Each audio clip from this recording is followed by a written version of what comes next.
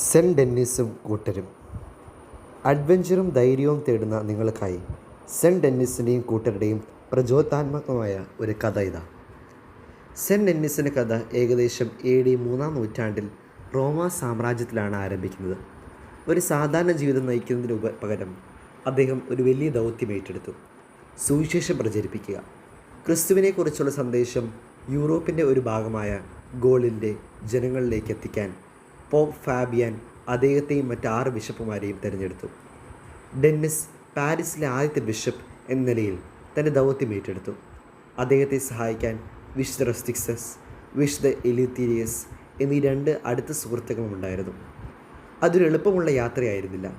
അക്കാലത്ത് റോമാ സാമ്രാജ്യത്തിൽ ക്രിസ്ത്യാനികളെ പീഡിപ്പിക്കുന്നത് സാധാരണമായിരുന്നു. ഡെന്നിസും കൂട്ടരും സത്യത്തിന് വേണ്ടി നിലകൊണ്ടു. ആളുകൾക്ക് പ്രതീക്ഷയും ധൈര്യവും നൽകുന്ന സന്ദേശങ്ങൾ നൽകി. അവർ ക്രിസ്തുവിൻ്റെ സ്നേഹത്തെക്കുറിച്ചും ഒരു നല്ല ജീവിതം നയിക്കേണ്ടതിനെക്കുറിച്ചും പഠിപ്പിച്ചു.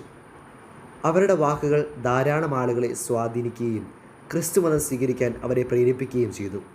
ഇത് അവിടുത്തെ പരമ്പരാഗത മത നേതാക്കളെയും റോമൻ അധികാരികളെയും പ്രകോപിപ്പിച്ചു. തങ്ങളുടെ അധികാരത്തിന് വെല്ലുവിളിയാകുന്നു എന്ന് അവർക്ക് തോന്നി. ചക്രവർത്തിയായ വലേരിയൻ്റെ കീഴിലുള്ള പീഡനകാലത്ത് ഡെന്നിസിനെയും കൂട്ടരെയും പിടികൂടി.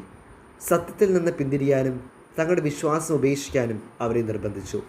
എന്നിരുന്നാലും അവർ വഴങ്ങിയില്ല. ഒരുപാട് പീഡനങ്ങൾക്ക് ശേഷം അവർ പാരീസിനടുത്തുള്ള മോൺമട്ട് എന്ന കുന്നിൻ മുകളിൽ കൊണ്ടുപോയപ്പെട്ടു. അവിടെ വെച്ച് ക്രിസ്തുവർഷം 288 അവർ ശിരച്ഛേദം ചെയ്യപ്പെട്ടു. പീഡനത്തിൻ്റെയും വിശ്വാസത്തിൻ്റെയും ശക്തമായ ഒരു പ്രതീകമായി ഡെന്നിസ് മാറി. തല വെട്ടിയതിന് ശേഷവും അദ്ദേഹം തന്നെ ശിരസ്സുമായി നടന്നു നീങ്ങി.